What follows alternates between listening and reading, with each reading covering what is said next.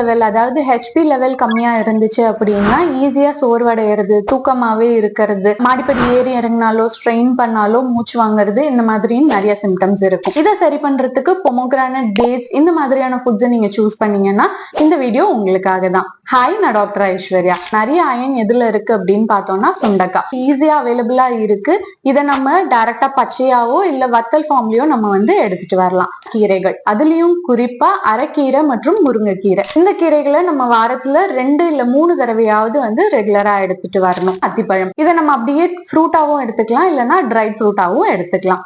நம்ம சிக்கனோட லிவர், மெயினா லிவரை நம்ம எடுத்துக்கும் போது நம்மளுக்கு அதுல இருந்து அயன் சத்து நிறையவே கிடைக்குது. கூட சேர்ந்து விட்டமின் சி அண்ட் புரோட்டீன் நம்மளுக்கு கரெக்டா கிடைக்கணும். லெமன் ஜூஸாவோ, ஒரு சாத்துக்குடி ஜூஸ், இல்ல ஒரு ஆரஞ்சு ஜூஸாவோ நீங்க தாராளமா எடுத்துட்டு வரலாம். சோ இந்த மாதிரி எடுத்துட்டு வந்தீங்க அப்படின்னா உங்களுடைய ஹீமோகுளோபின் லெவல்ஸ் நல்லாவே இன்க்ரீஸ் ஆகும். உங்களுக்கு இந்த சிம்டம்ஸ்ல இருந்து ரிலீஃபும் கிடைக்கும். மோர் சச் நேச்சுரோபதி கண்டென்ட் நம்ம பேஜை ஃபாலோ பண்ணிக்கோங்க.